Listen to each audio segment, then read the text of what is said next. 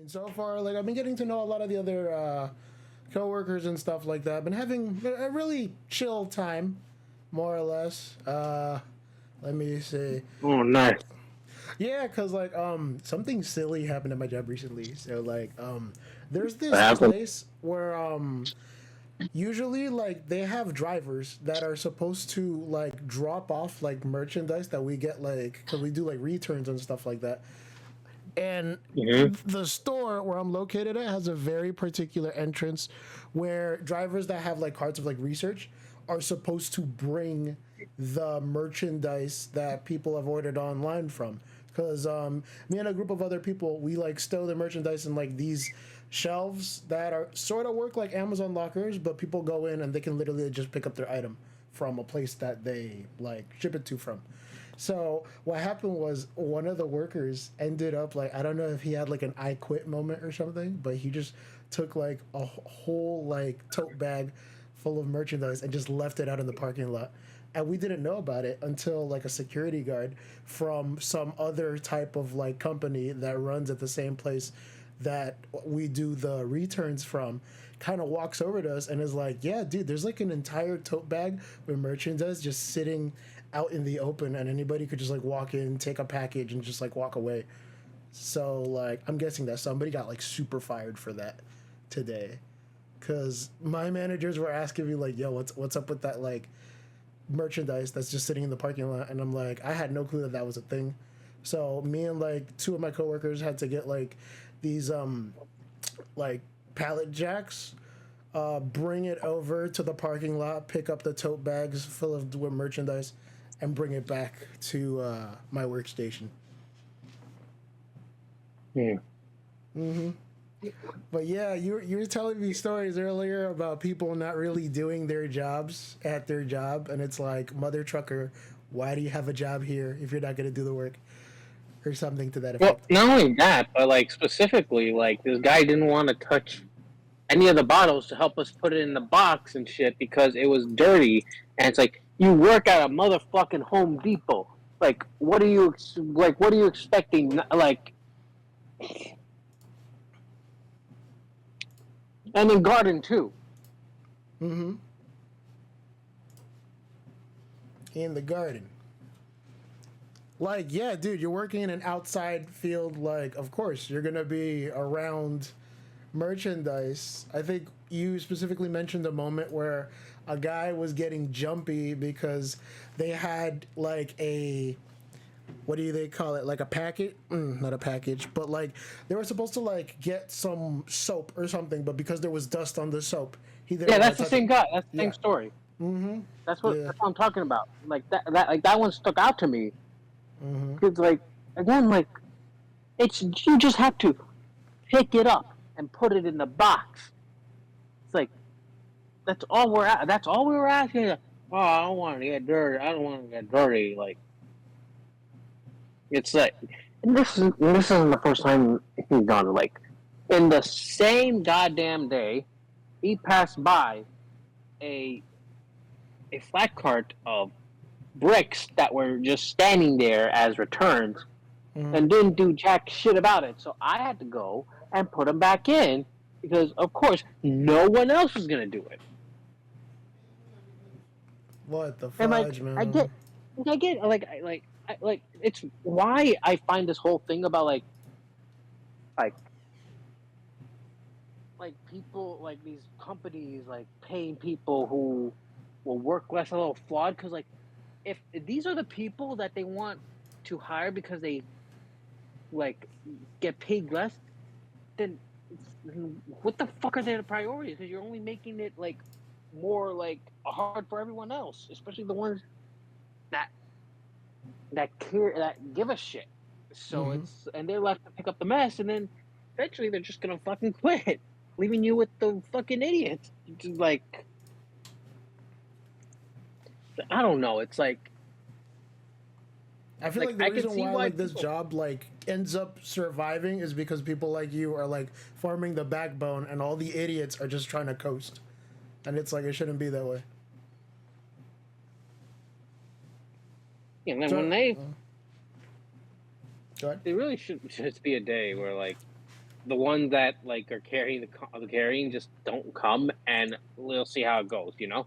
Mm-hmm.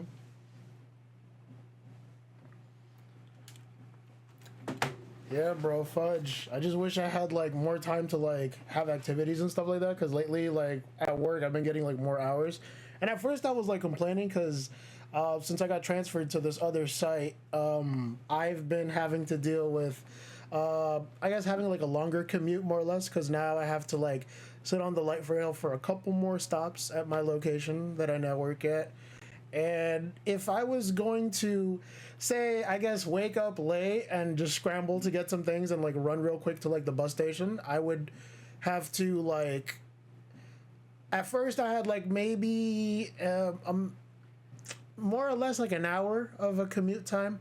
Now I have to like commute maybe like an hour and 45 minutes extra in order to get to the place that I work at now.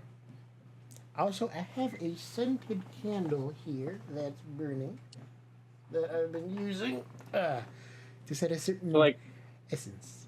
Yes, go like, are you full time or part time? on. Part time, but trying to get full time hours.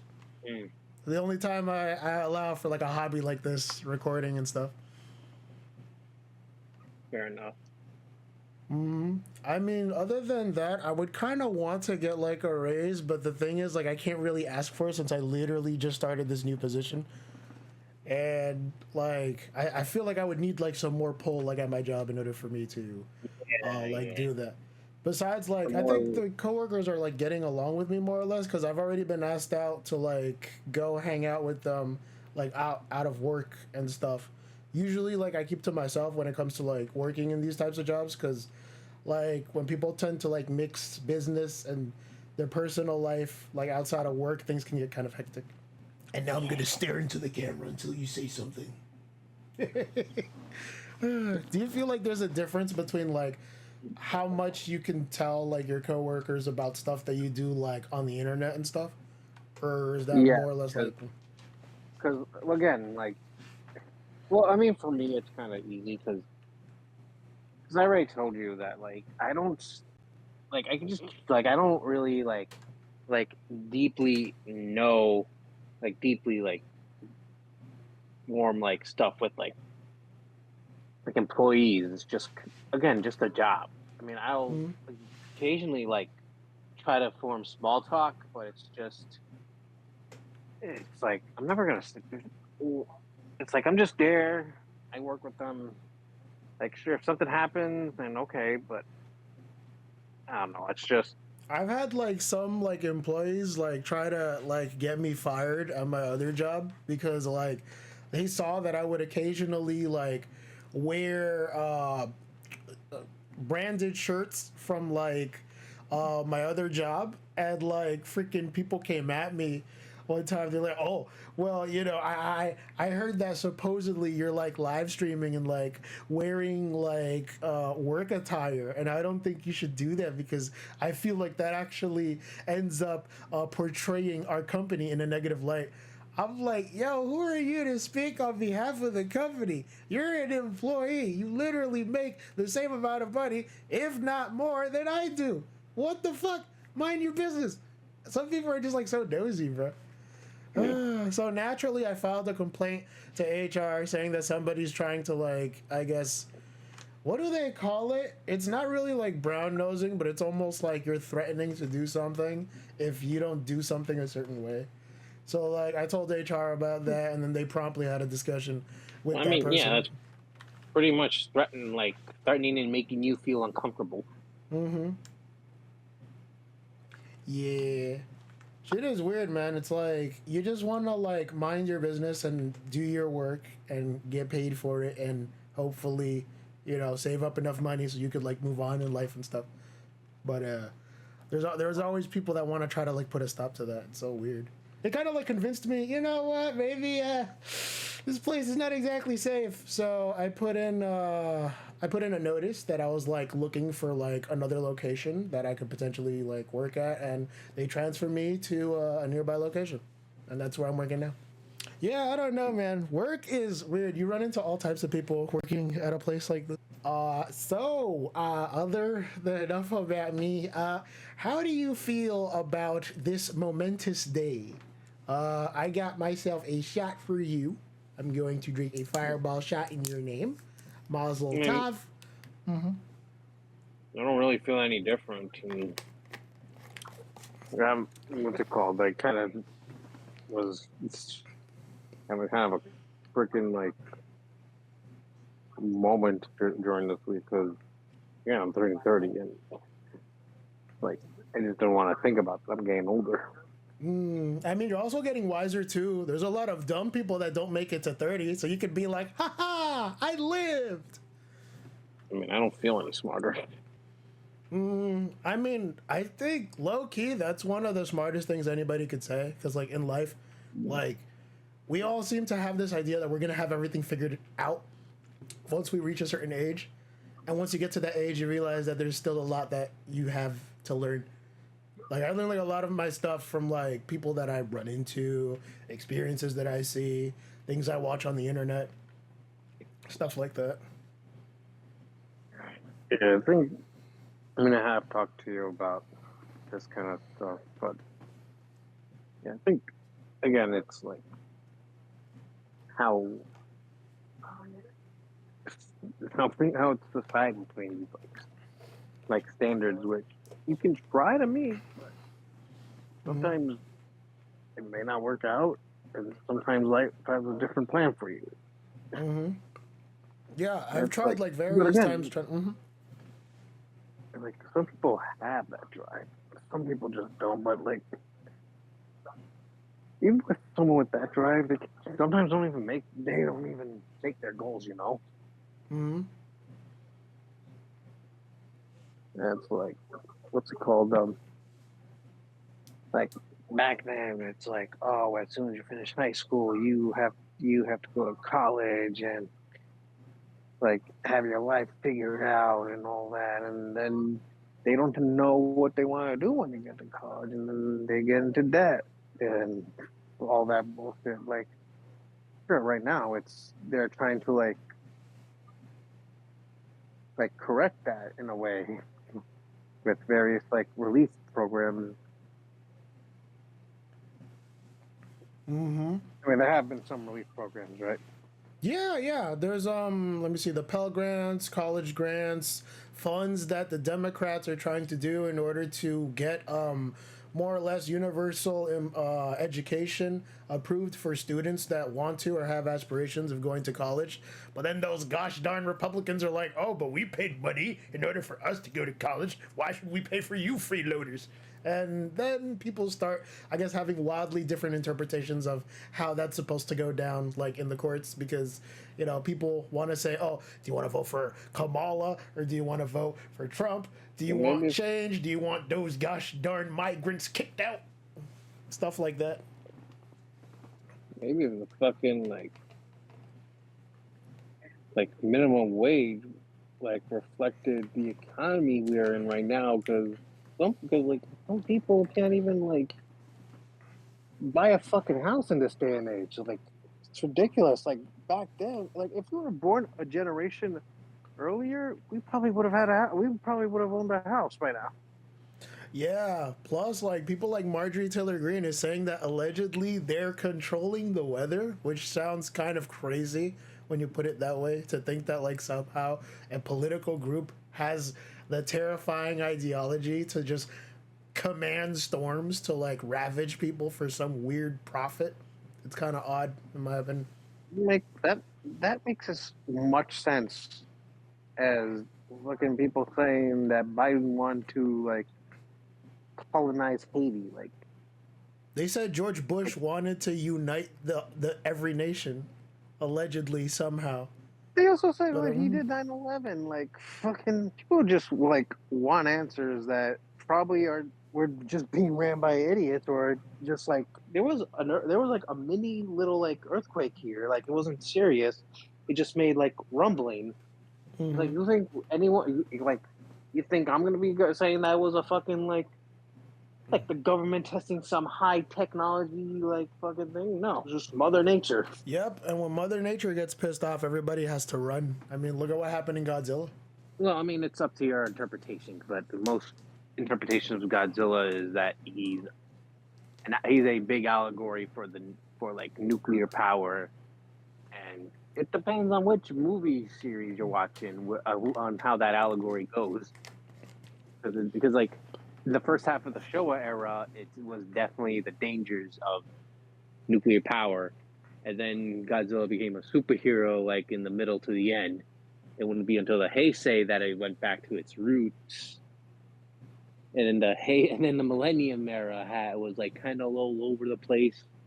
Oh, just for clarification, when you talk about these eras, are they named eras because of people? Why do they call them eras in particular?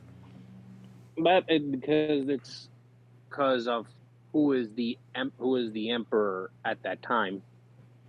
Oh, okay. So we were talking about political figures, more or less, that are running. So I guess like somebody like Shinzo Abe, for example, would we say that anything that happens No, while no, no, he's oh no. It's for example like back then during during the first Godzilla, I think it was 1954. Let me just double check. Yeah. During 1954, the Emperor of Japan was Hirohito. so I guess everything that was You're happening thinking for him. the Emperor is more of a figurehead because after World War II, they lost all political power. Hmm. And then what's it called? And I believe that what's it called? Yeah, and then next was Akihito, was Emperor Akihito, who was named Emperor Heisei. And I actually don't know what was going on with like Millennium. I think at that time he was still he might have been still emperor. Let me just double check. Yeah, Akihito was still emperor. So like around so they pretty much named it the Millennium era because it was the Turn of the 2000. millennium, yeah. Yeah, the Millennium took a like it wasn't like it doesn't have an overarching story. It's more like an anthology series, if you will. Mm-hmm. So it's like Godzilla 2000 is not the same as GMK, and GMK is not the same as Godzilla against Mechagodzilla. Mm-hmm.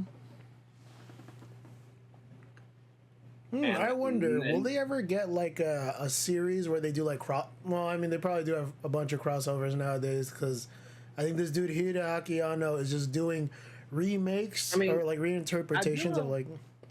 I mean, Godzilla has been crossed over with a lot of stuff. Like back then, Marvel had actually like bought the rights to have Godzilla crossover with the Avengers, where Godzilla fought them. I'm gonna put like an image of like Godzilla fighting against like Hulk and Captain America and stuff like that, like right here. Oh yeah, he actually like fought Thor to a standstill. It's Thor. I'm surprised he can like survive getting hit with Mjolnir and like he takes minimal damage.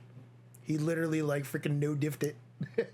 Oh, if you think that's funny, they actually recently crossed over with DC Comics, and like Godzilla actually took like punches from Superman. Ooh, yeah, no, that's tough. So I'm guessing like the amount of games that we have that are Godzilla related are kind of like few and far between. I think there was one made from the NES that had like a creepy pasta that was like popular about it. Oh yeah, that one, Godzilla King of the Monsters. Mm-hmm. I remember the AVGN playing that. It was very weird, to put it politely. Speaking of weird, another thing I wanted to ask was if we can get your thoughts on like the rumors about like a potential like game being worked on for like newer gen consoles and stuff. People are saying that allegedly there's gonna be like a new game in the Godzilla franchise that's coming out for like newer consoles and stuff. Do you think that you Is would want there? to like see it? Yeah. But the thing is, like, I it's heard. currently in the talking stages, so like, I mean, it's up in the air. Okay, because I thought you were talking about the Kong one, which is in the MonsterVerse. Hmm. Well, I mean, they did make a remake of stuff like UFO Fighter Grendizer, and like, from what I heard from Gel, who's available at Game Babble, I'm gonna add a little logo thingy right here. He said that the game was like pretty good. It was a standard like art action adventure game. Same thing goes for like other like beat 'em ups and stuff like that, like TMNT, Shredder's Revenge, the Teenage Mutant Ninja Turtles game. I think there's also a Power Rangers game that he said was like pretty good too. I think it was called Rita's Revenge Rewind, something like that. It's like a newer game that's also a beat 'em up, and it happens to like also have the same team that does like the soundtrack for like the SNES movie game that came out that had like a really good soundtrack as well. Some of the team members from Natsume who are like responsible for all of these remaster games like Ninja Warriors, Shadow of the Ninja and stuff like that are like coming out. Pocky and Rocky. Like all those games are starting to get remakes now. I think even I don't know if you remember this one, but Night Slashers recently got a remake too. It looks choppy as shit, but like I would definitely want to play it because I remember playing that old game a while ago with you. And gosh darn it, when are we gonna get back on Parsec, dude? I have a question, and I know this isn't like a wild take, but are you kind of getting sick of these like remakes? Every game has a remake now. I think you mentioned before in the last pod you felt that Horizon remake was really uncalled for because you felt like the game is like made a plant or something. Well, not just that, but like it was like it already had a fucking like PS thing already, didn't it? Like for the PS5. Well, I mean, yeah, the game already had a sequel, and now they want to remaster the first game, even though the first game already looks good as is. I guess like, they just want to give it a new coat of paint. Like that's the thing that bothers me. And like if you want to remaster or remake an older title that's no longer accessible, that's a whole thing about game preservation and all that. And like I can see the arguments for like yeah, this stuff needs to be cataloged because Nintendo currently is doing a really piss poor job of trying to like keep their stuff like. But like also. But like going a little back on topic, I don't mind like remasters of like an old handheld game from like years ago, even though like again, you could make an argument that's kind of adding to the problem of like remakes and remasters, unless there was something that wanted to add to the core story without radically changing it. Like that's fine, but like for stuff like the Zero Horizon and even to the Last of Us 2, they just like do nothing but just and like minorly tweak like little things if at all like and then my problem comes coming from like the Final Fantasy remakes is that they may as well have been like spin-offs of the original because they're so different from the original Final Fantasy. Yeah, I mean, like they say that like Strangers of Paradise was one Final Fantasy game that, according to a lot of people, felt like Final Fantasy if it was made by like a group of people that loved hack and slash video games like Ninja Gaiden. Oh, sorry. I said that people seem to think that games like Stranger of Paradise was a Final Fantasy 1 remake that was made in the style of a Ninja Gaiden game that didn't get approved. So people like to compare it to Ninja Gaiden and stuff because you could, I guess, run around in an adventure environment, collect weapons, and be able to do pretty nice, flashy looking character action game style combos. And you had like a big bevy of weapons that you could choose from and design your character so that they could look differently if you choose to do something like that. Like, it still had like some elements of Final Fantasy. But then there's games like Final Fantasy IX that are like completely traditional and harken back to like the older style of Final Fantasy games where they just wanted to make a lighthearted, fun adventure with characters that you could sort of relate to. And you told me before, like off like stream, that you were playing through the game again. So you mind telling us a little bit about your Final Fantasy IX journey? Spoilers for Final Fantasy IX. I mean, I'm probably not going to spoil a lot, but I'm having fun with the game so far. Like, what's it called? I think I don't really hate a lot of characters. I think the only characters I'm like indifferent to is Go and Aramat, I think his name was. I kind of just named him Shud. The flame. Some call me the flaming Shud. And I specifically went with the dots in between like C HUD, yeah. Yeah, because I was actually watching the movie Shud. I know it's funny from a movie from the '80s, considering what the word what means now. I kind of lost like touch with what the word means now, because in my head I'm thinking about like a faceless mook that's just like some guy with like rocks in his head that kind of like just thinks like absentmindedly. He's got like that gorilla mentality. I mean, it's not too far off of how it was used a little, like a few years during like 2016 or so. But no, the chuds in the movie were like monsters. I forgot what it was abbreviated for. Chronic harlots under distress. I don't know. Oh, cannibalistic humanoid underground dwellers. Whoa. Well, I mean, that might not be that far from like what the thing is, because I mean, as far as I know, I've been like chatting with like other people that like are in the business of like doing like, I guess, games on the internet, and then like there's this one guy called Lime Juice Games that's working on a game where chuds are like random everyday Joe become the patrons of a bar that a character tends to like run into frequently, and he's making a game called Succumb Brewery. Succumb Brewery, yeah. It's like a game about like working as a waitress at a bar and trying to like fulfill patients' orders, and things get kind of like complicated because like, you know, she has to deal with stuff.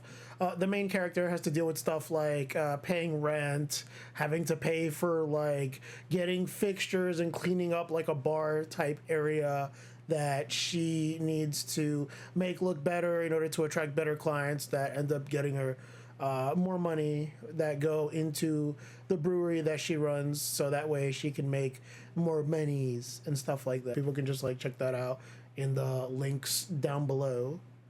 I'm gonna add like the links like down below, like after I make the film and shit. Yeah, so yeah. Okay, but yeah, other than that, like that's the only other time that I hear like the word chud come up in conversation, because like I heard the word chud from there. I was like, what's a chud? Like, yeah. I'm too terminally online that I know. But yeah, like, I mean, before going back to front, because the chuds kind of look like Cyrex. Wait, you mentioned a guy named Cyrex. I mean, like, this character has come up like several times during the streams that we've like watched and stuff like that. I mean, do you mind telling like the audience more or less like who this Cyrex person is? Because I mean, that type of story can get pretty long depending on like how you word it in a sense. Okay. Just to sum it up, he is from Akron, Ohio, who thinks that like the only thing keeping him away from making it big in the music industry or any type of industry is his trolls, and not the fact that he just sucks at everything. Like, so he's a musician, more or less. Well, musician would be a very. That's being very polite. Like, what's the term? What's those things called with like people with multiple talents? Like, what are those called? Multi-talented or freelance. They're a freelancer. The scary thing is that he's 4 years older than us, and he's never held a job. That sounds like someone you want to avoid, Doug. That's not cool. I mean, you probably want to avoid him regardless, because like he probably stinks. I mean, you mentioned before that this guy tried to like solicit pictures and stuff like that from minors, so like, that doesn't really sound like someone you want to be associated with in general. That sounds like the type of guy who would probably go to the Diddy parties and stuff. Like, let me just tell you, if you ever actually tried to play Final Fantasy IX, his favorite character would probably be Eiko. Is it Eiko or Eiko? I'm not sure how the proper pronunciation is. I don't know. I just named her Bingus. Bingus? Ooh, okay. I mean, like, I mean, yeah. let's say that because like I just kind of ruined the game by naming the characters the most dumbest thing. I mean, the game has a roller coaster of emotions that have like its ups and downs. I could understand like, hey, you're entitled to play the game any way you want. Although, if I'm gonna play the game for like the first time, I would probably want to see what the author's like original intent is for like the way they have the scenarios but, planned like, out and stuff like Well, that. I get what you're saying, but like, listen, I didn't name anyone in Final Fantasy VII. I didn't name Tidus in Final Fantasy X. So I kind of wanted to see how this would go, and it was a blast. Like I named Zidane Monkey. Mm. Monkey I boy. I asked someone on Discord, hey, what should I name Vivi? And they said Vivi, and I just decided okay, and I put in not Vivi. Not Vivi. Oh my god. See, there you are trolling again. Oh man. And then I named Steiner Smiles because he has like an ironic A thing. big 'cause smile. He doesn't smile. Yeah. Steiner's a great character, though. I love him. He's great. I thought when someone said that there's a character who has the personality of a brick, I thought it was going to be him, but no, I ended up loving him. Yeah. And I'm like before disc 3 happened, I was like at the IFA tree, and I was like thinking, man, I miss Miles. Mm-hmm. And then and then I named Garnet Wagugas. Wagugas. No, that was her. I was like, yo, who are you talking about? That's crazy. Damn, bro, because like nowadays a lot of people, they talk, when it comes to Garnet, there's always like those creepy weirdos that talk about, oh man, she's got a nice butt, and it's like, yo, she looks like a child. What the fuck, dude, no, that's weird.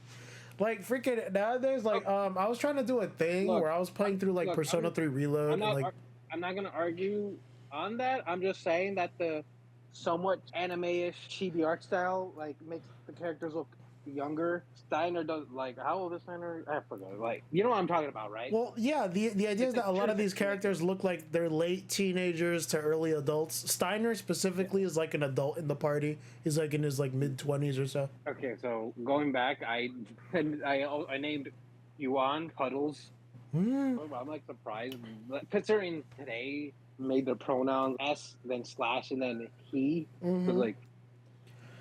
Yeah, so they're. Like the gender I think like, what the best term you could probably refer to them is like non-binary or something. Yeah, I mean now they would be probably considered non-binary, but I remember back then it was like different times, so they just had it like unknown.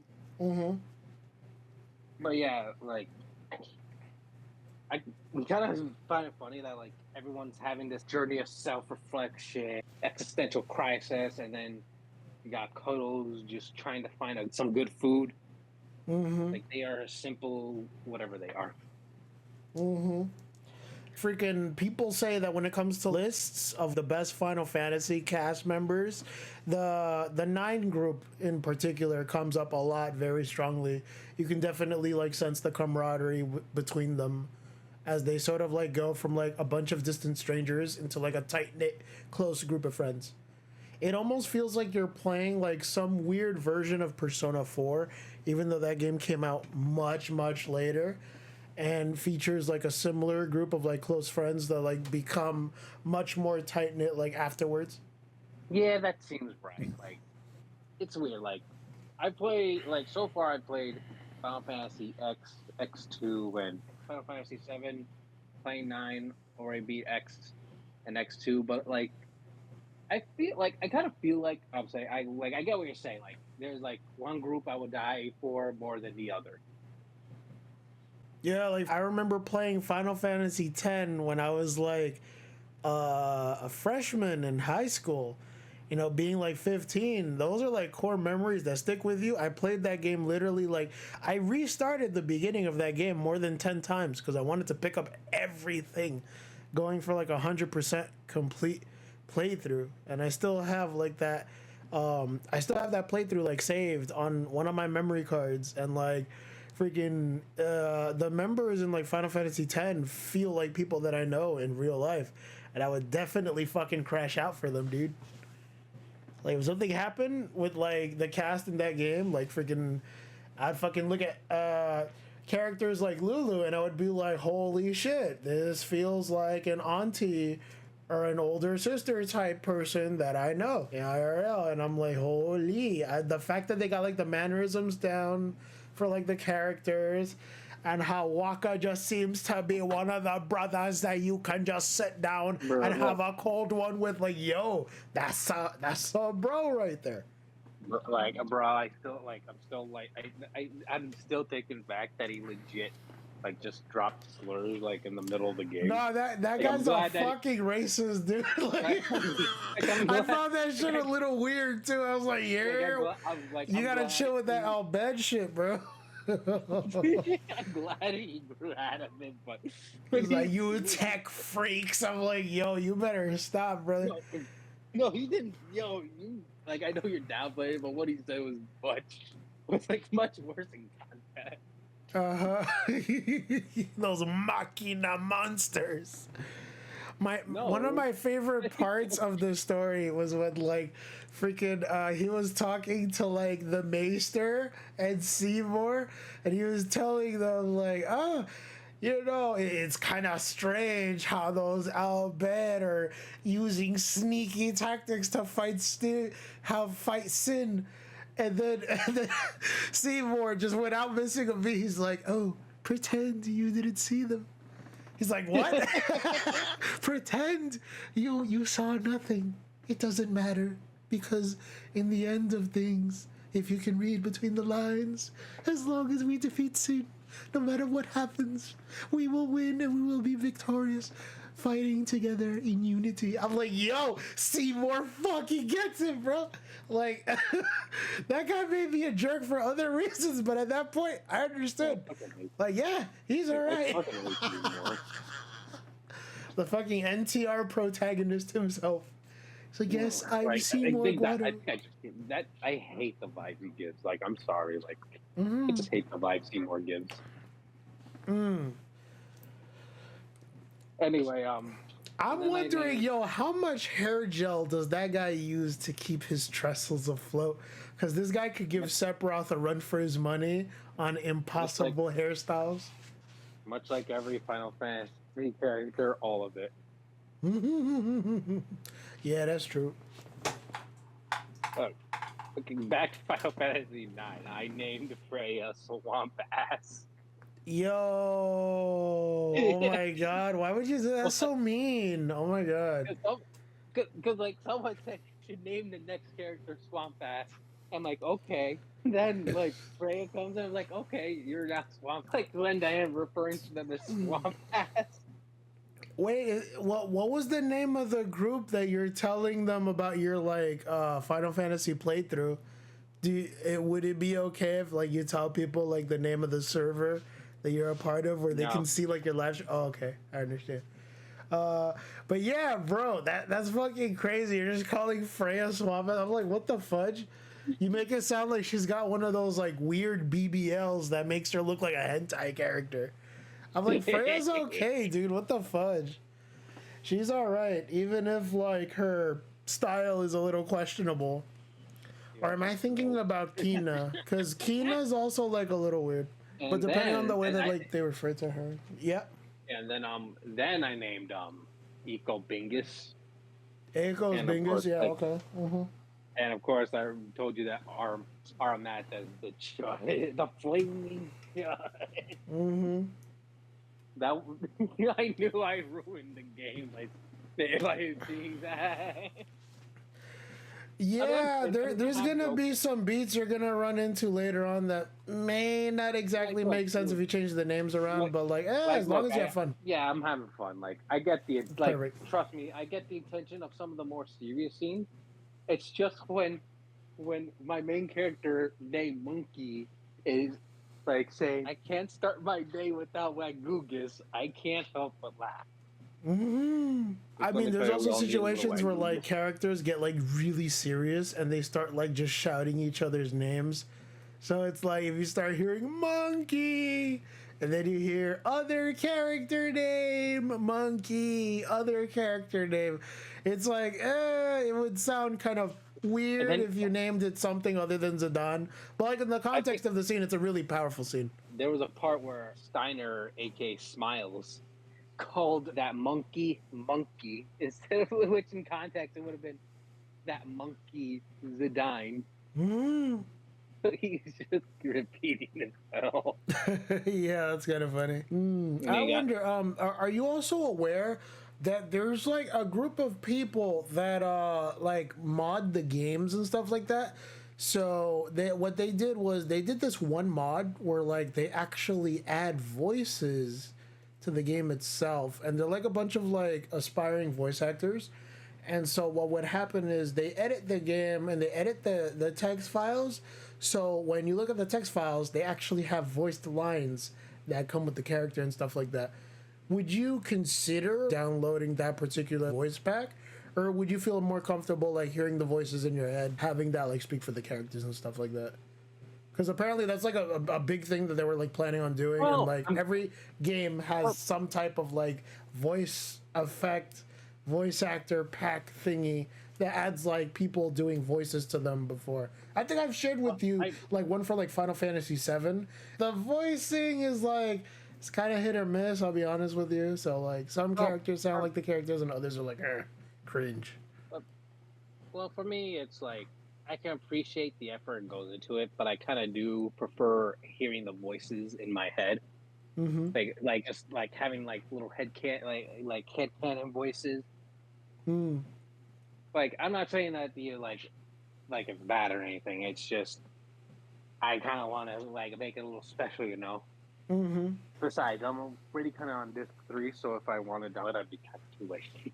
Damn, you're like deep into like Final Fantasy IX already. Goddamn, disc 3 already. Damn. When did you start the game? Because it seems like you went like pretty far. No one just gets to disc 3 for no reason. The games were on sale, so I decided why not. Yeah, and I'd have to say that you have to be reasonably invested into a video game to get to like the third disc of a game. I mean, hey, I got really deep into Final Fantasy X and X2, so I remember the last game I had to play that had multiple discs was probably something like Metal Gear Solid. I was playing through that game, I had to like switch to disc 2, and I'm like, oh fudge, there's a disc 2? What do I do? And the game was like, oh, all you gotta do is just like change the disc like through the menu, and I was like, oh. I will say though, it kind of took some getting used to for Final Fantasy IX, which I get it's an older game, but like something about Final Fantasy X and X2 felt more like it hit the dopamine, you know? Mm-hmm. Yeah, definitely. There are times where 9 felt a little sluggish, and I hate the loading screens for the encounters. They take so long, and the freaking speed up function doesn't even speed it up. It only does it to like what 3 times or something like that, like X3 or something like that. You just hold the button down and it's like, all right, cool. You keep tapping buttons, nothing happens. Because I thought they would do a thing where it's like one of the cheats is like a button that like ends encounters. Another one would be a button that gives you like, I don't know, 99% health or some shit like that, or all 9s for health, all 9s for like defense, all 9s for like. I don't know how to feel about the trance system. Trans? I mean, I guess it makes you stronger, no? Something like that? Yeah, but I don't know. It doesn't feel as nice as Final Fantasy VII. Mm-hmm. So or maybe I'm not putting in the input. I'm guessing in 7 you had like a limit break system, and that determines like, how powerful the characters can do moves. Well, not only that, but like I don't know how to describe it. My favorite character is Vincent, who doesn't get the trance system.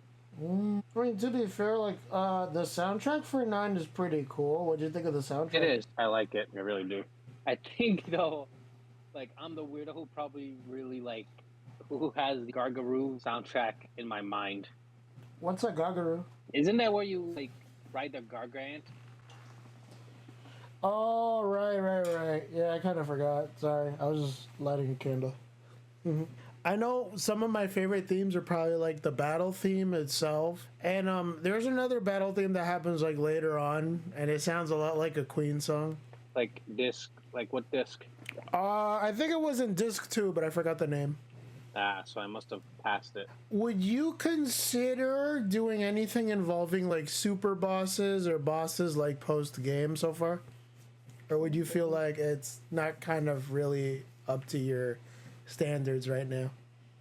Well, not at the moment, but I mean, especially since I don't know what the quote unquote meta is. I mean, I only looked it up for like Final Fantasy X, and I learned that the Dark Knight is stupidly broken. Mm. But I feel like once you learn some really good stuff, the Gun Mage is kind of dumb too, because I actually beat the final boss by just spamming Annihilation and had Pain spam like Dark Knight spells. While she had that item equipped that makes like MP cost for magic 0. Mm. And at that point, Riku was just there. She was just watching the bloodshed. Yeah, one of my favorite moves as a gun mage is that you could just literally just press R1 to shoot. And it's like, if you have a turbo controller, you could probably do like nasty amounts of damage. Yeah. And out of like the 2 Final Fantasy games that I played with like blue mages, like holy man, Kimari's awful. Like compared to like the gun mage class and Qon, like god damn, I wasn't Kimari this. Like it's mainly the whole thing that the moves are overdrives. Like none of them are like overdrive worthy, you know? Yeah, that's true. I mean, I did like that move of his that like turned enemies into stone, because you can do that by like Stone breath. copying. Yeah, you could do that by copying like an enemy that can do that, like the Maroboros. Yeah, but at the same time, like if you want to like buff someone up with White Wind or like Mighty Guard, you could just have Riku like cook something up, you know? Yeah. And then like what do you do now? It's like, yeah, you can customize Kamari into like a lesser of a better character. I don't know, maybe I didn't play Kamari well, but he just was always in the back. I mean, he was one of my like go-getters for like my early like Final Fantasy X team compositions, because I always had characters. My team makeup was I had a preference for Orin, Lulu, and Riku. Those were my big three. Like every time I did a fight. Let me tell you though, I like Kimari's character. Like that was. Oh yeah, no, because the thing is, like, I think B-Rock and Yenke were people that like Kimari used to actually cause problems for, and then when like B-Rock was like, "Oh, okay, you want to fuck around? All right, you're gonna find out." He broke his horn. Ever since then, he's like, "All right, fuck. I gotta like chill." And he actually left his clan and like ran to like Bevel, and that's for like He met Yuna. Yeah, and his the dad, I think I forgot his name. I don't know if it's you yet. Labraska, yeah. Labraska fucking like took him in and he's like, "Yo, you could be like my guardian." Yeah, Lord Braska, sorry. It's alright. But yeah, like, and then I like them even better, and I like them further in like Final Fantasy X, where he had to learn how to take the leadership role of Elder. And then B-Rock and Yenke were like, "Oh, you remember us, right?" And Kimari stayed silent. I was like, I wonder what happened between these two. But like, I'll be honest with you, the fight with B-Rock and Yenke felt very like climactic to me. So I was like, oh, okay. He finally. I like that he gets like his character development a little bit later than expected. And then it kind of like goes to shit when Seymour's like, "Oh, did I mention that I accidentally killed a lot of the Ronsos and you're probably one of the last ones left? I'm so sorry. Oh no. How could that have happened? Now I'm going to turn into another character." And you hear his theme song for the first time. I was like, "Oh shit. Okay." The Seymour fight, I thought it was annoying because if you don't spec your characters a certain way, you just die. And I'm like, oh, fuck. I just used summon spam, and that's kind of how I like stretched the last boss. Like I weakened it just enough to where like it didn't matter if I know those fucking like stones keep coming back with the amount of HP that you killed them with. So I just lowered it a little bit down enough to where like I could just keep spamming and spamming and spamming until he's dead. Did you go out of your way to like try to collect all the special guardian spheres so that you could unlock like a secret character? There was a secret character. Oh Oh, you fudge. mean secret summons? Yeah, secret summon. I knew about them because of Final Fantasy X. Yeah, the guide. Yeah. That guide came in handy. I noticed that he actually has dialogue for like if you try to fight him with the secret summon. I'm not gonna spoil who it is because that's kind of like a spoiler story.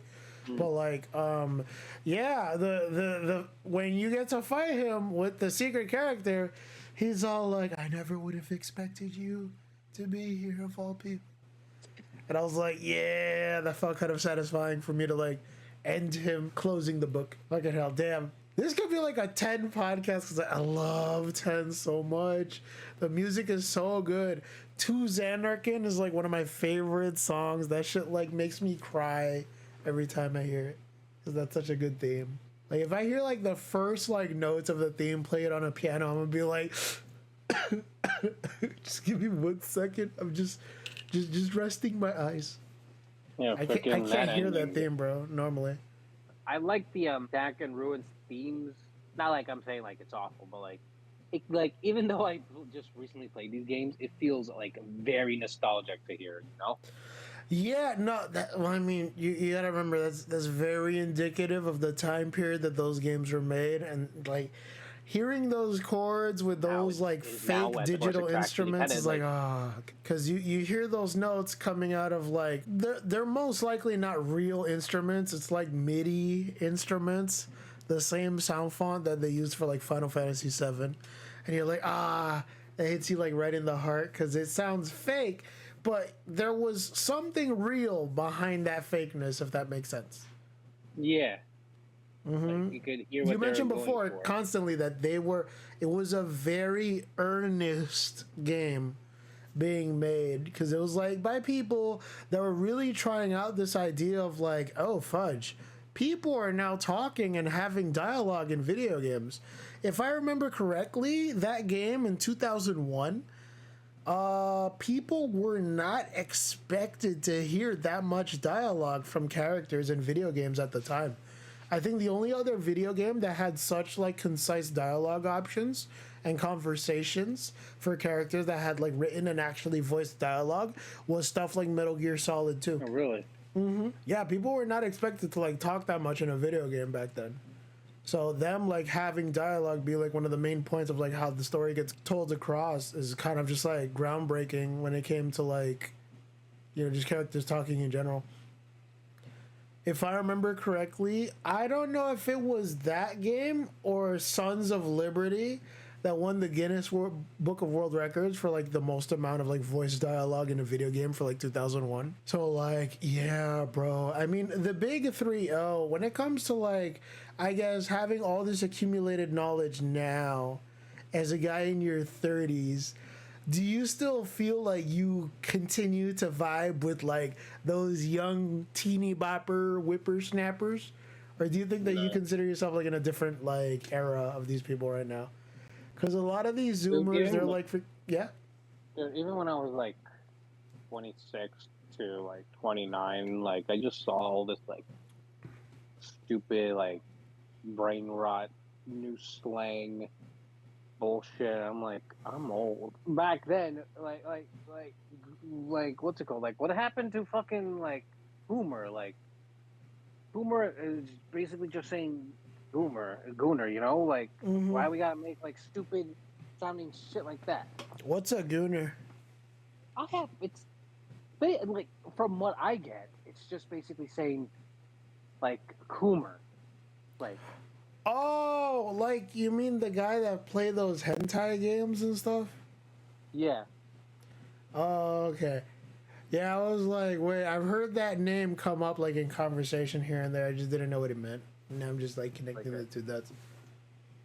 Like, only assume I'm like, what's that new thing? Like, I don't even fucking know. Like, TikTok? Yeah, like I just don't even know what's going on with that site. I mean, I notice nowadays that there's actually a thing called a TikTok outfit where people just dress up in styles that are indicative of people that use that website. Yeah, that shit just makes me feel like so old, man. Like, And in my head, I'm thinking like, where can I find oversized, baggy, sagging jeans? Cause like freaking when it comes to like my pant size, I'm like a 42 right now. I'm still trying to and slim then it's down. like, whenever and then like what like makes me feel like old is that like these fucking kids on the iPad, like fucking like the parents not even like barely interacting with their fucking kids like when they're out, you know? Well, you gotta They just remember, like a lot of these people right now, when it comes to like freaking stuff like the dating game, a lot of these kids are cooked, bro. People are too scared to even like have like face to face conversations in person. They'd rather just text their feelings and shit like that. I'm like, yeah, that's no, weird. it's like no, you know what I'm saying, right? Like they just like these parents like with their like kid, they have these fucking iPad, like watching like rock content or playing stupid like iPhone games, Oh, you like talk about there's that no thing where like like they have a conversation about stuff and then they have like Minecraft gameplay on the back on the bottom screen. no like Yeah, that's not like the fucking parents aren't dumb. even yeah, not, sometimes the parents aren't even talking to their kids. The kids just following behind on their stupid iPads. Like back then, like they're like sure, like there's like I'm not like I was not saying that like back then people like kids and like parents were talking to each other, but there was a form of communication which is very important, you know. Yeah. It's very important for a parent to talk with their kids and stuff like that because if they're not, then that's gonna cause problems later on in life. Yeah, and it goes back to what you're saying with this dating game shit, because like a lot of these fucking brain rock content, like TikTok, are teaching your fucking kid how to like talk to like women or men, and You kind of cut out in that last part there. What did you say? it's like it's like you know that that like these TikTok brain rock content, they teaching your kid how to like talk to a woman or man. Yeah. They're just gonna fucking tell you how like whatever is going on right now, like fucking what Mr. Beast did this time or something like that. Yeah, no, that's pretty weird.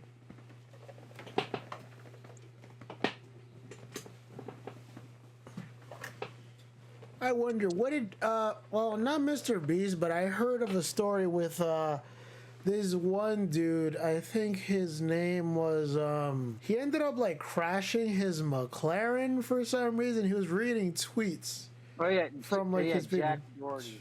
Jack Doherty.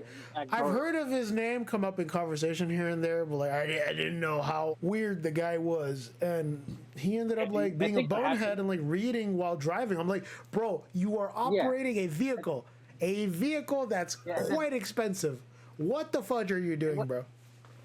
then I think more people are upset with what happened next because like he was more concerned about the car than he was about about the friend that like was bleeding. Yeah, no, that was definitely weird. I was like, what the fudge? Why are you doing that?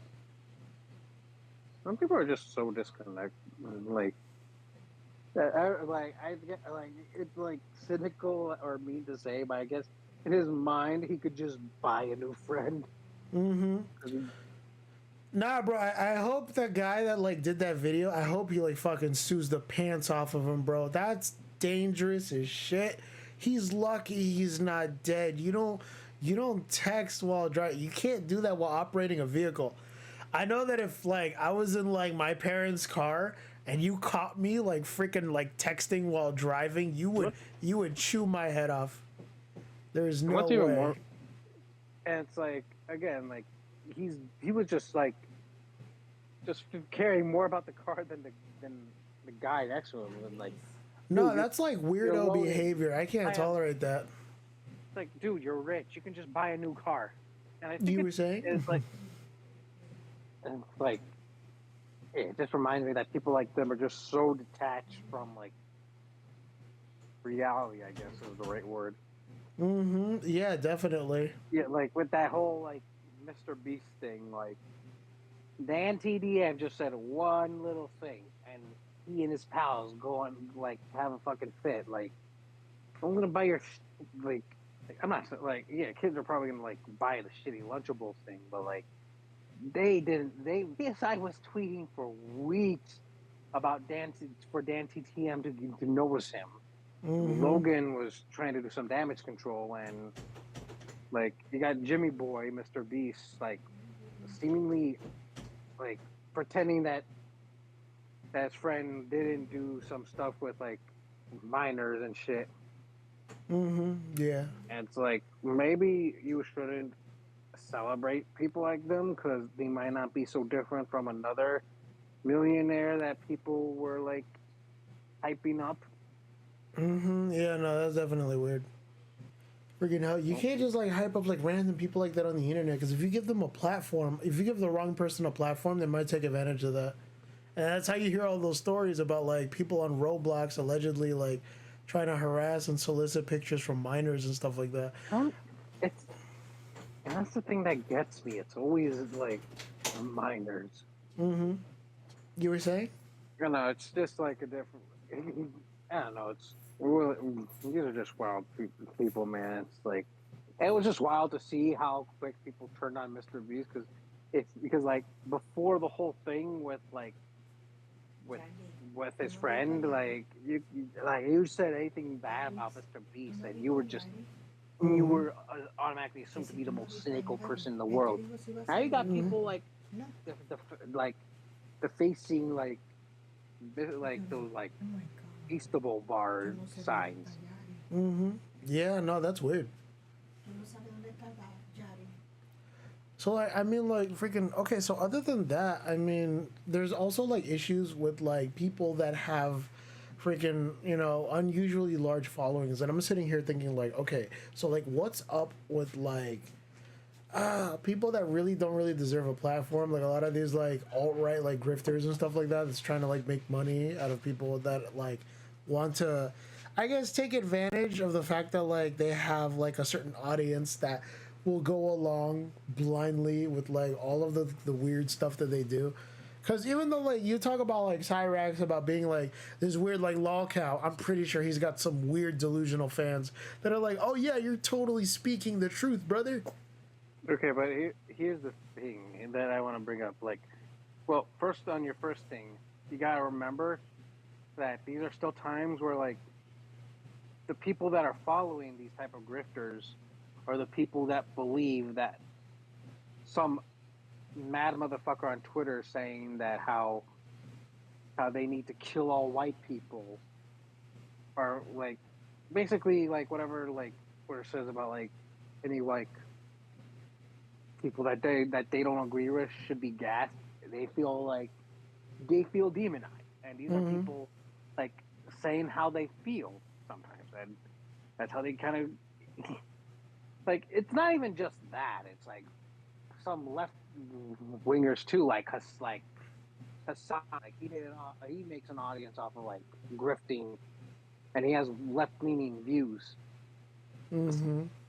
That's true. Meanwhile, he's sitting cozy in his goddamn mansion, not donating a single cent, despite saying, "Oh, capitalism is bad," while he has like new Gucci car.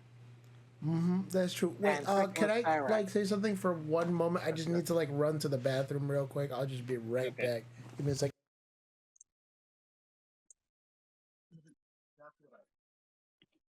Okay, I'm back. So you're saying earlier about like toxic people that people choose to follow for some reason or other? Well, I was actually going to Cyrex. They did answer that, like... Yes, because Cyrex is kind of weird. I know probably crazy people who, like, follow Cyrex, but you also gotta remember, too, that, like, with a locale with as much people wanting to fuck with him, he's bound to have some buddy trolls, too. With people who pretend to be his friend to get some laughs out of him, you know? What if, like, behind that troll exterior is a very sensitive, misunderstood person? And then means they're just fucking around with, like, a mentally insane person just for the fun of it, I guess. Yeah, no, that's not fun. I've dealt with mentally ill people before. They're no fun to mess with. And that goes with the whole thing with, like, locales that you can make a case for, like, that, like, sure, these people are messing with, like, like someone who's clearly not well, but at the same time, there are times where like you see these people where there's no troll involvement and they're just genuinely evil people. So it's like it kind of gets hard to like feel sympathy when they get what's coming to them, I guess. Yeah, that's true. With like Daniel Larson, like in all intents and purposes, it sucks that so many people have messed with what is clearly someone who did not get the help he needed. But at the same time, he is a genuinely awful person, and some of his family members have come out and said he was quite abusive, and he has on camera shown to like be verbally and physically abusive with someone who was legally responsible for him. Okay, dude, maybe you deserve to be homeless. Yeah, I mean, you want to try to help out some people here and there, like stick a hand out to like make sure that you can like try to get them in a good sense, but like they can only help them for a certain amount of time. Even exists too, because like I understand you want to help them because you really want to see. You don't want to see someone out there like being picked on. But at the same time, as soon as they get something good, you realize that like, holy shit, what did I get myself into? No one told him to say that you're gonna government buildings because people are bothering you, and in your sick mind you think that if you say this, then people will finally take you seriously. And no one told him to beat the shit out of his caretaker.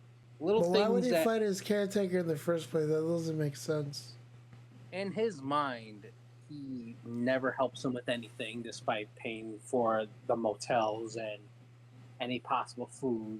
All because I think the one thing that like caused the caretaker to cut ties with him is that like he told him he was going to take him to dinner, but he asked for one simple thing, and that was to not have the phone out. And he took the phone out anyway, and like he was berating him and like, you never fucking listen, so are you just gonna let me starve tonight? And he told him to get out of the car, and as a response, like they got into a fist fight. He kicked him out of the car and drove off.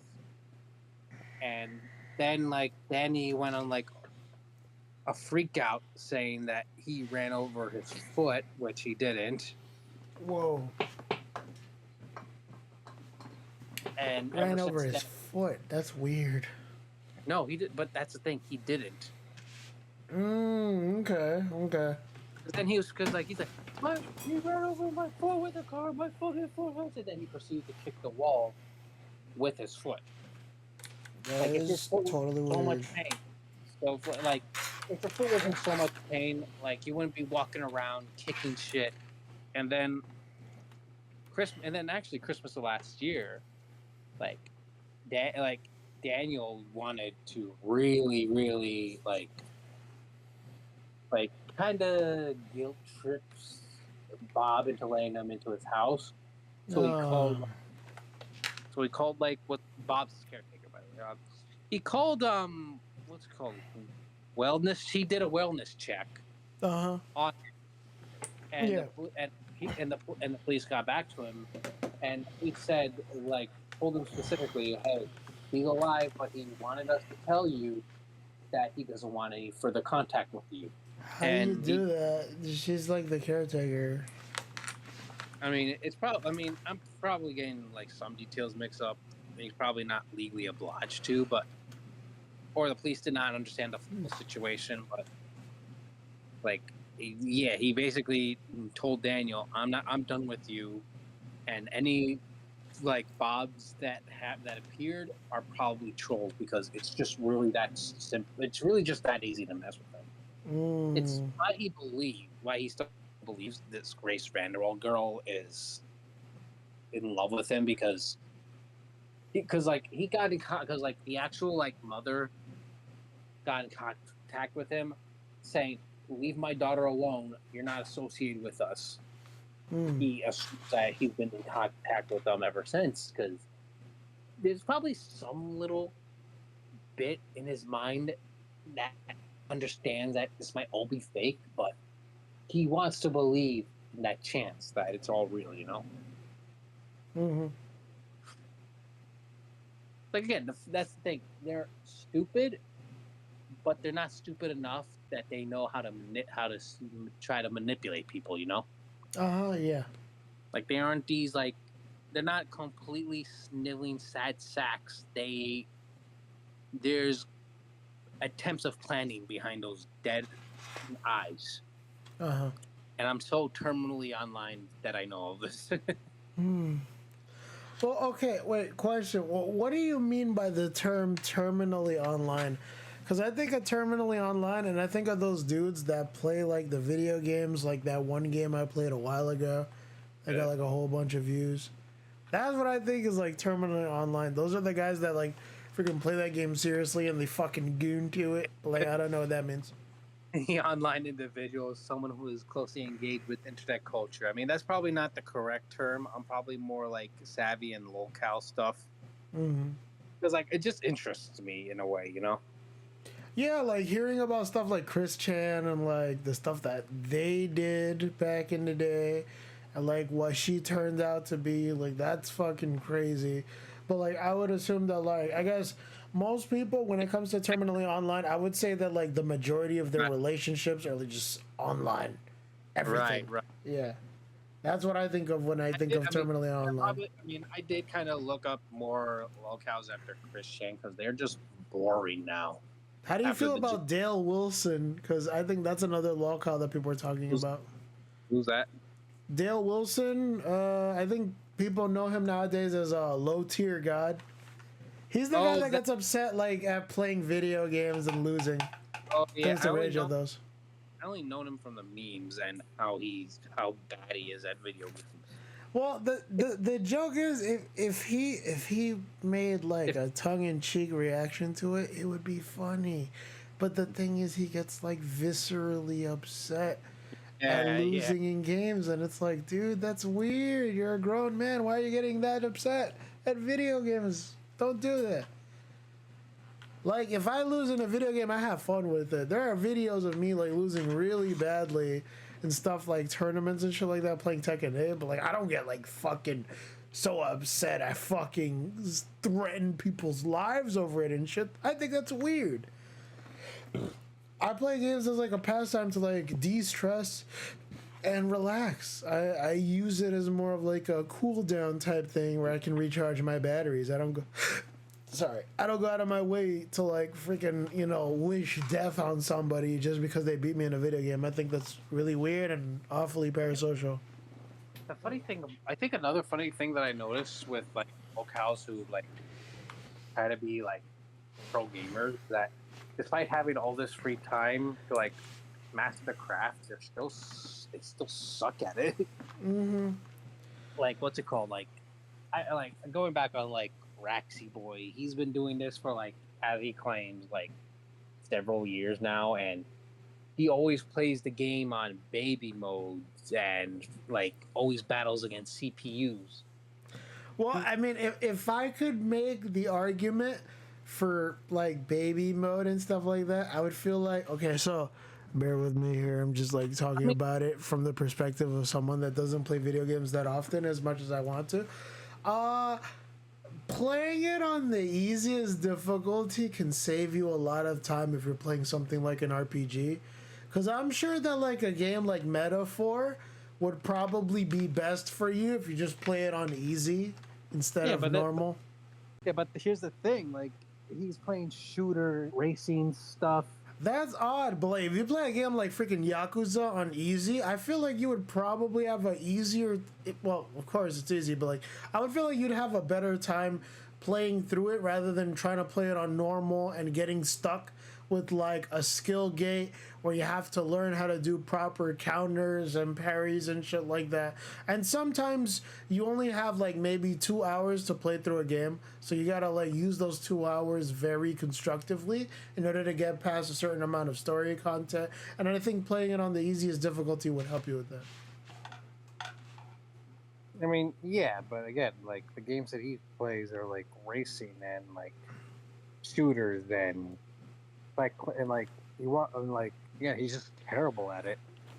Yeah, because, like, I mean, if I could offer my 2 cents when it comes to, like, criticism about shooters, if I play games like Call of Duty, for example, one thing I'm going to be annoyed at is the fact that, like, if you play on any difficulty other than easy, all the enemies are just bullet sponges, and you have to, like, sit there and keep your finger held down on the right trigger in order to do any significant damage to them. Man, And if they no? fucking like lock onto you for like less than 2 seconds, they fucking kill you.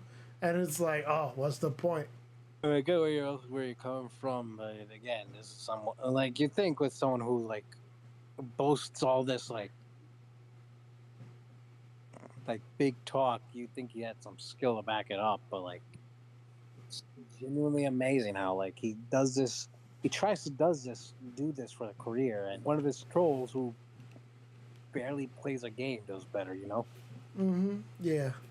I feel like if I were to play a game like Black Ops 6, I would probably have a good time just playing through it on normal or easy. Oh yeah, like The dad difficulty. That's what they call it. like, it's not like I'm not saying like, oh, you need to play everything on hard. It's just like I used to be like that, and let me tell you, it's like one of the more annoying experiences because I had to constantly like reset the game because I would have to position myself a certain way or else I would get my ass handed to me. Like if you're playing like Sparking Zero right now, the new Dragon Ball fighting game that's like more or less it's Budokai Tenkaichi 4 for people that don't want to call it Budokai Tenkaichi 4. But people are having trouble right now because there's a skill gate that involves you fighting Great Ape Vegeta.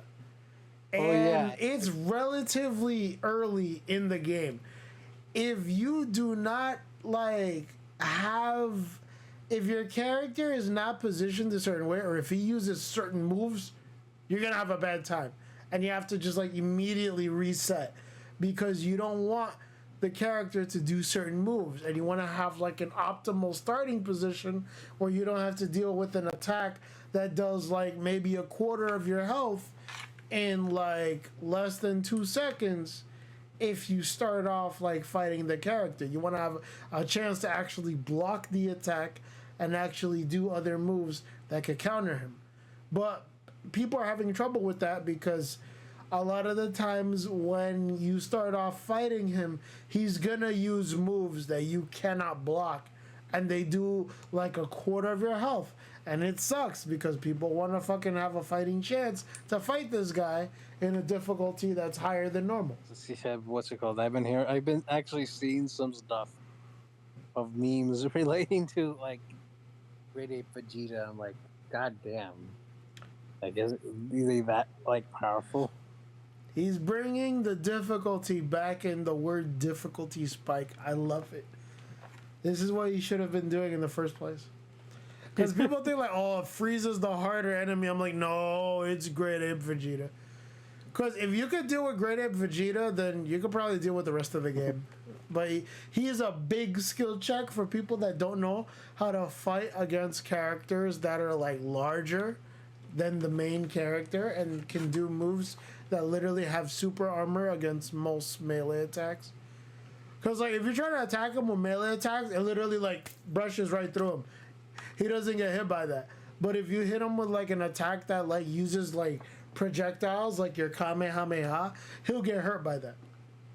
It works the same way in like the Dragon Ball Budokai games. I think I might have to call it a night. I'm getting sleepy. All right, bro. Well, it was nice chatting with you. Happy 30th birthday. Thank you for like stopping by for the pod. Another episode of like the Alcantara Archives. Hopefully I'll mix this out. And you're going to see this relatively soon. Have a great night, man.